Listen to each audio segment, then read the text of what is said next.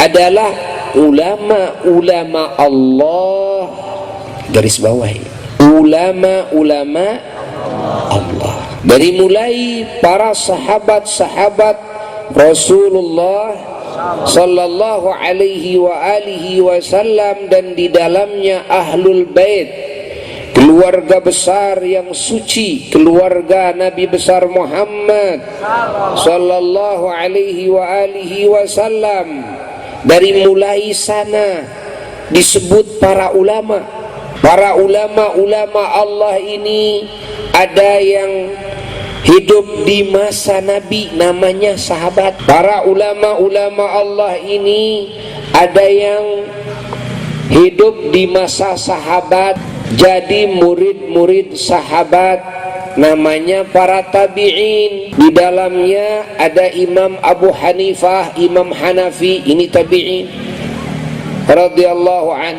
Di dalamnya ada Imam Ja'far As-Sadiq radhiyallahu an. Di dalamnya ada Imam Muhammad Al-Baqir radhiyallahu an. Di dalamnya Imam Ali Al-Huraidi radhiyallahu anhu. Di dalamnya adalah Imam Musa Al-Kazim radhiyallahu anhu. Di dalamnya adalah Imam Hasan Al-Basri radhiyallahu anhu. Di dalamnya adalah Imam Sufyan Al-Thawri radhiyallahu anhu. Di dalamnya adalah Imam Malik bin Anas radhiyallahu anhu. Ini tingkatan tabi'in namanya.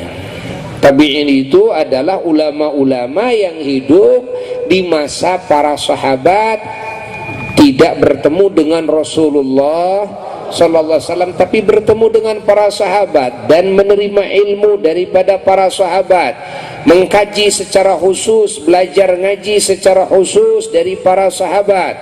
Termasuk di dalamnya Al-Imam Uwais Al-Qarani radhiyallahu ta'ala anhu.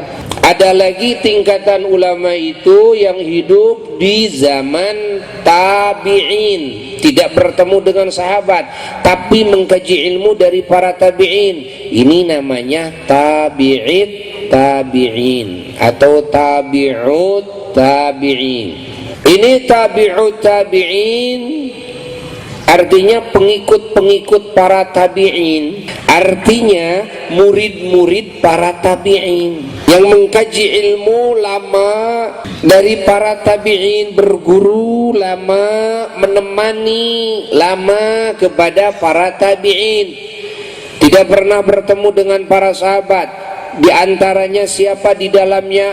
Imam kita Al-Imam Syafi'i, Imam Muhammad bin Idris radhiyallahu ta'ala anhu. Termasuk di dalamnya ada Al-Imam Ahmad bin Muhammad bin Hanbal Al-Adnani Al-Syaibani, yaitu Imam Hambali, termasuk murid Imam Syafi'i juga radhiyallahu ta'ala anhu. Di dalamnya ada Al-Imam Ishaq bin Rahaweh radhiyallahu anhu. Di dalamnya ada Al-Imam Ibnu Jarir At-Tabari, dan banyak lagi. Ini para tabi'in. Para sahabat, para tabi'in sampai kepada tabi'in ini sudah disebutkan langsung oleh baginda Nabi besar Muhammad sallallahu alaihi wa alihi wasallam. Mereka berada dalam masa yang terbaik yang Allah ciptakan. Masa itu di muka bumi tidak ada masa yang terbaik di muka bumi kecuali masa kehidupan mereka. Pertama adalah masa kehidupan Sayyiduna wa Maulana Muhammad sallallahu alaihi wa alihi wasallam dengan para sahabatnya. Kedua adalah masa kehidupan para sahabat setelah Nabi dengan para tabi'innya radhiyallahu anhu.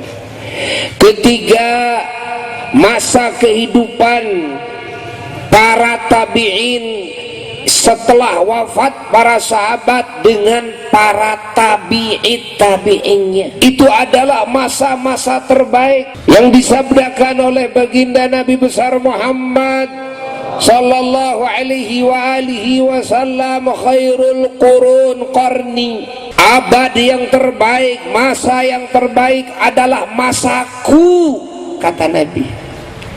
Tsummal ladzina yalunahum, terus masa orang-orang yang setelah masaku, yakni masa para sahabat dengan tabi'innya. Tsummal ladzina yalunahum, terus masa orang-orang yang menyambung kepada masa tabi'in, yakni tabi'in.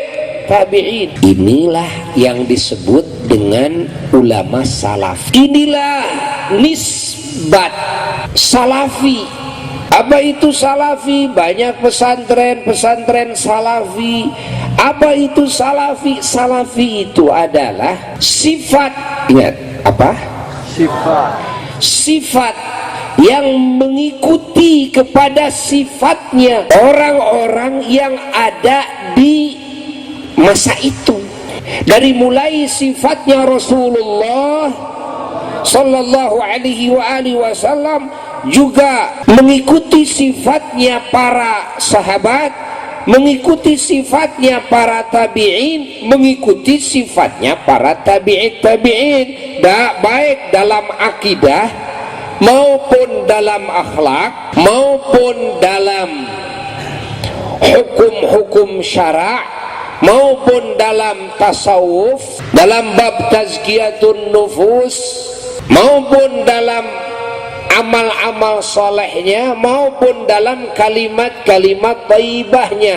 Apa yang diwiridkan, apa yang diamalkan, akhlaknya, akidahnya, aturan hidupnya, mengikuti itu, namanya salafi.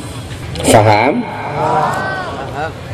Kita harus tahu arti daripada salafi, karena sekarang banyak yang mengaku salafi tapi tidak akur dengan sifat-sifat orang-orang yang ada di masa itu daripada kalangan, dari mulai Rasulullah sallallahu alaihi wasallam dan para sahabatnya, ahlul baitnya, para tabi'in.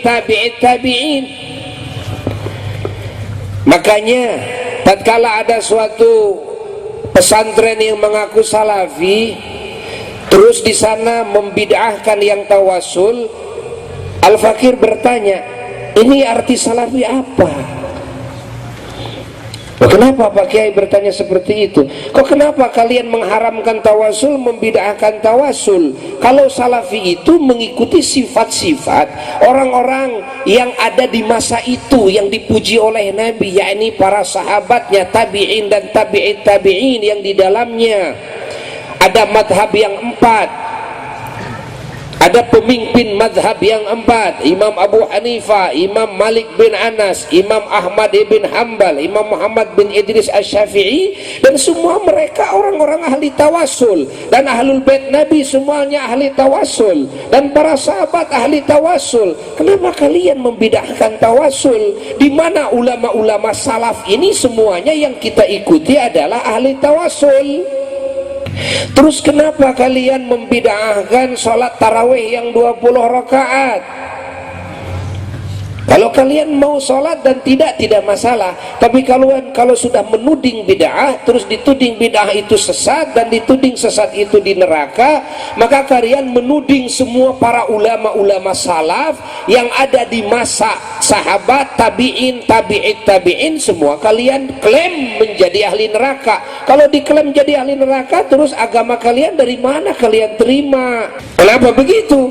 Bukankah madhab yang 4 menentukan tarawihnya 20 rakaat, bahkan Imam Malik bin Anas menjadi 36 rakaat, karena beliau mengganti tawafnya orang Makkah, setiap seling 4 rakaat, tawaf 7 keliling, diganti menjadi salat 4 rakaat.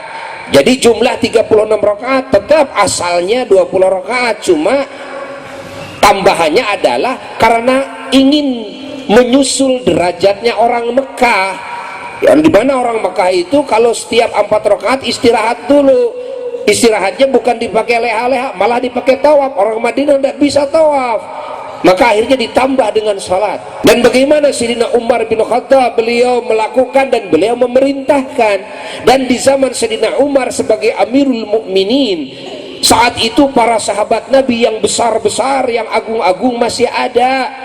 Sayyidina Utsman ada, Sayyidina Ali bin Abi Thalib ada, semua tidak ada yang mengingkari semuanya. Tapi kalian malah membid'ahkan dan disebut bid'ahnya dhalalah dan dhalalah finnar, di neraka. Jadi kalau mereka para sahabat tabi'in yang semuanya menentukan tarawih 20 rakaat itu disebut ahli nar, ahli bid'ah, terus agama kalian terima dari mana? Dan apa arti daripada salafi?